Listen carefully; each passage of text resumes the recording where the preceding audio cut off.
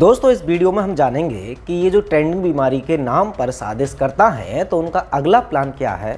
साथ ही साथ टीका लगवाने के बाद एक युवक को आया हार्ट अटैक, तो उसको क्यों दिए गए करोड़ों रुपए। इसी वीडियो में हम जानेंगे कि तालिबान को लेकर के कुछ अपडेट और साथ ही साथ डॉक्टर तरुण कठारी सर ने एक बार फिर से कुछ खुलासे किए हैं। कौन कौन से खुलासे वो हम बात करेंगे। वर्ल्ड इकोनॉमी फोरम की तरफ से भी एक बहुत बड़ा अपडेट है जो मैं इस वीडियो में आपको बताने वाला हूं। तो इसी तरह की 5 बहुत ही ज़रूरी खबरें इस वीडियो में साझा करने वाला हूं। जानने के लिए बने रहिए वीडियो में।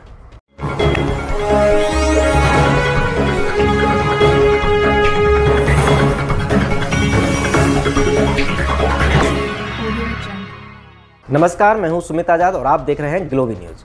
दोस्तों, आप में से जो लोग मिलेट्स खाना चाहते हैं और हमेशा स्वस्थ रहना चाहते हैं, जिनके बारे में डॉक्टर खादर वली या डॉक्टर अमर सिंह आज़ाद जी बताते हैं, तो आप ऐसे बहुत सारे लोग पूछ रहे थे कि भी ये मिलेट्स हम कहाँ से मंगा सकते हैं।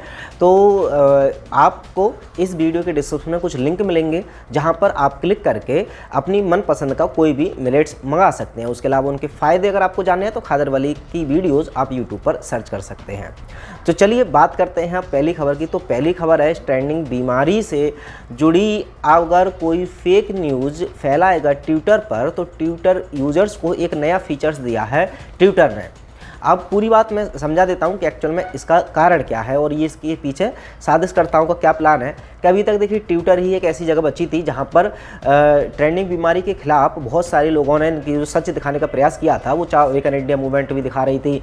पूरे इंटरनेशनल लेवल पर बहुत सारे लोगों के मैंने ट्विटर अकाउंट देखे हैं जहाँ पर वो खुल करके इसके बारे में बताते हैं। बाकी का यूट्यूब और फेसबुक पर तो बहुत तगड़ी वाली सेंसरशिप लगी हुई है। आपको पता ही है कि इस तरह का कंटेंट जब भी आता है तो डिलीट कर दिया जाता है। लेकिन अब खबर ये है कि अभी ट्विटर ने एक सख्ती से एक ऑप्शन दिया है कि यदि आपको लगता है कि ये ट्रेंडिंग बीमारी के बारे में कुछ फेक न्यूज़ फैला रहे हैं तो उसको तुरंत आप रिपोर्ट कीजिए, तुरंत उसको बैन कर दिया जाएगा। अब कौन सी चीज़ को ये फेक न्यूज़ करेंगे? फेक न्यूज़ का मतलब सिर्फ इतना है कि ये जो हेल्थ ऑर्गेनाइजेशन ने प्रोटोकॉल दिए हैं, जो दुनिया कह रही है या जो षड्यंत्रकारी चाह रहे हैं जो इन्फॉर्मेशन दिखाना, यदि वो आप दिखाएंगे तब तो कोई दिक्कत नहीं है। यदि उनके अपोज में कुछ भी आपने कहा, चाहे वो सच हो चाहे गलत हो, वो फेक न्यूज़ की कैटेगरी में ये रख देंगे और आपका ट्विटर अकाउंट बिल्कुल पूरी तरह से बैन कर देंगे। हालांकि इससे पहले भी बहुत सारे लोगों के ट्विटर अकाउंट बैन हुए हैं, बट अब और ज़्यादा तेज़ी से ट्विटर अकाउंट बैन होंगे जो लोग ट्रेंडिंग बीमारी के बारे में कुछ भी ऐसा बताएंगे जो इस हेल्थ ऑर्गेनाइजेशंस जितनी भी हैं उनके प्रोटोकॉल के खिलाफ होगा। इस फैसले पर आपकी क्या राय है बताइएगा ज़रूर कमेंट बॉक्स में। बात करते हैं दूसरी खबर की। तो दूसरी खबर बड़ी इंटरेस्टिंग और बड़ी चौंका देने वाली है और आपको एक सीख भी मिल सकती है इस खबर से, तो बहुत ध्यान सुनिएगा। अब ये सिंगापुर की घटना है कि सिंगापुर में 16 साल का एक लड़का जिसने टीका लिया। अच्छा, इससे पहले देखिए और खबरें बताऊं या ये वाली भी, इनकी जो लिंक्स है ना, सभी खबरों की लिंक इस वीडियो के डिस्क्रिप्शन में हमारे टेलीग्राम चैनल का लिंक मिल जाएगा। टेलीग्राम चैनल पर हम आपको जितने भी न्यूज़ मैं बताता हूं उनकी सबकी लिंक पढ़ने को मिल जाएंगी, जिससे कि कुछ संक्षेप में मैं बताऊंगा और पूरी की पूरी खबर आप वहाँ लिंक पर करके उसकी संतुष्टि भी हो जाएगी कि हाँ ये खबर सच है गलत है, तो वो चेक कर सकते हैं। तो इस वाली न्यूज़ का भी मैं जो लिंक है टेलीग्राम में डाल दिया है, टेलीग्राम में जाकर के आप देख सकते हैं। लिंक इस वीडियो के डिस्क्रिप्शन में आपको मिल जाएगा। अब उसने टीका ले लिया, उसके 6 दिन बाद उसको हार्ट अटैक आया। हार्ट अटैक आने के बाद उसकी हालत बहुत गंभीर हो गई। तो अब चूँकि सिंगापुर में एक अलग टाइप की स्कीम ऑफ़र बनाया है, या एक कह सकते हैं कि सरकार की तरफ से जो हेल्थ मिनिस्ट्री है उन्होंने एक प्रोग्राम चलाया है जिसका नाम है टीका injury financial assistant programme, BIFAP। तो इसके अंतर्गत यदि किसी को कोई इंजरी होती है टीका के कारण तो उनको मुआवजा दिया जाता है। तो इस मुआवजा के तहत ही 16 साल के लड़के को लगभग 1.5 करोड़ यानी कि $2,25,000 का मुआवजा दिया गया, जो लगभग 1.5 करोड़ के आसपास बैठेंगे। तो अब ऐसे में भारत सरकार की बात करें तो भारत में तो खैर इतना भी सुविधा नहीं है कि यदि टीका को आप सुरक्षित बता रहे हैं तो अगर उसके कोई साइड इफ़ेक्ट होते हैं या कुछ गलत होता है किसी भी टीका लेने के बाद किसी भी इंसान के साथ, तो उसको कुछ ना कुछ थोड़ा बहुत मुआवजा दे पाए। तो सिंगापुर में हाँ ये तो कदम सराहनीय हो सकता है उस सरकार का कि अभी अगर टीका के कोई साइड इफ़ेक्ट हैं तो उसको मुआवजा दिया जा रहा है। लेकिन दूसरी नज़र से भी इस खबर को देखें तो अब ये भी एक तरीका है अब इन साइड इफ़ेक्ट या टीका के बारे में सकारात्मक खबर फैलाने का कि यदि टीका से, देखिए ये साइड इफेक्ट छुपाने की पहले बहुत कोशिश कर रहे थे, तो पूरे विश्व में बताया जा रहा है कि ये टीका बहुत सुरक्षित है, बहुत सुरक्षित है। लेकिन अब अगर केस आ भी रहे हैं कि टीका के कारण लोग विकलांग हो रहे हैं या हार्ट अटैक जिस तरह की प्रॉब्लम अभी आई है, ये तो इस तरह की अगर समस्या आई है और लोगों ने अगर सवाल खड़ा किया कि यार अब तो हम नहीं लगवाएंगे, क्योंकि अगर 1-2 केस भी इस तरह के लोगों को पता चल जाते हैं तो वो लगवाने की कोशिश नहीं करते हैं।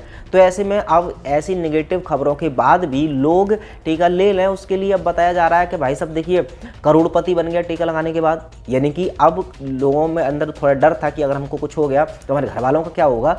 तो ऐसे में सरकार अब ये जो करोड़ रुपए दे करके सिंगापुर की सरकार ये कहने की कोशिश कर रही है कि भाई साहब टीका ले लो, अगर तुम्हें जान भी चली जाएगी, कुछ हो भी जाएगा तो हम पैसे दे तो रहे हैं। तो आदमी सोचता है ठीक है भैया पैसे तो मिल ही जाएंगे, तो ले दे करके किसी भी तरीके से टीका से बचना नहीं चाहिए कोई भी इंसान, और उस तरह की ये प्लानिंग चल रही है। लेकिन हाँ, सिंगापुर में और इंडिया जैसे देशों में कंपेयरिंग की जाए तो कम से कम इंडिया में इस तरह का भी रूल अगर ये ले आए सरकार, तो शायद सरकारी तरफ से उठाया गया कि एक आध छोटा मोटा अच्छा कदम हो सकता है। लेकिन फिलहाल इस खबर के पीछे सच्चाई आप जान गए होंगे, ज़्यादा खुलकर बोलूँगा तो वीडियो उड़ा दी जाएगी, अब आप समझ लेना खुद ही। चलिए बात करते हैं तीसरी खबर की। तो तीसरी खबर के रूप में अब तालिबान के हाथ ऑटोमेटिक अमेरिकी हथियार लग गए हैं।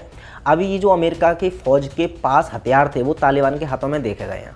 तो अब जाहिर सी बात है कि भी तालिबान 20 साल तक अफगानिस्तान में रहा था, लेकिन अभी 2 महीने पहले ही उन्होंने अपनी सेना हटा ली थी। लेकिन सेना हटा ली तो भाई साहब उनके हथियार अफगानिस्तान में क्या कर रहे थे।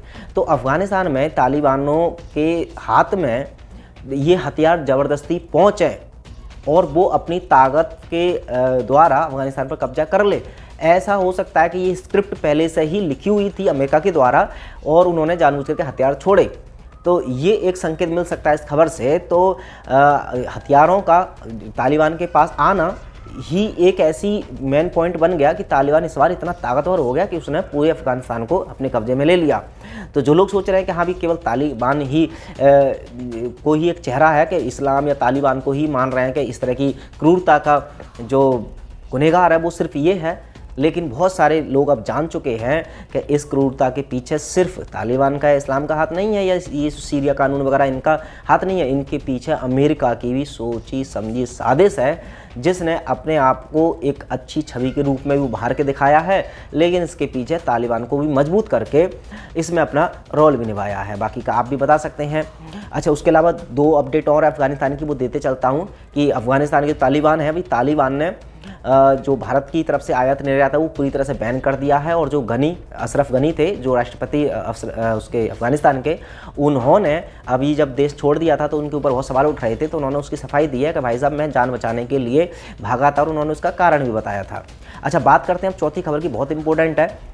द ग्रेट रीसेट के नाम से जो वर्ल्ड इकोनॉमी फोरम की पूरी एक प्लानिंग चल रही थी, उसके बारे में एक आर्टिकल है, इसको आपको ज़रूर पढ़ना चाहिए। तो इसका भी लिंक हमारे टेलीग्राम चैनल पर आपको मिल जाएगा, मैंने डाल दिया है, और टेलीग्राम चैनल का लिंक इस वीडियो के डिस्क्रिप्शन में आपको मिल जाएगा। तो इसमें आपको पता चलेगा कि किस किस डेट में कैसे कैसे इन लोगों ने पहले से प्लानिंग करा रखा था, और उसी प्लानिंग के तहत इवेंट T01 भी कराया था।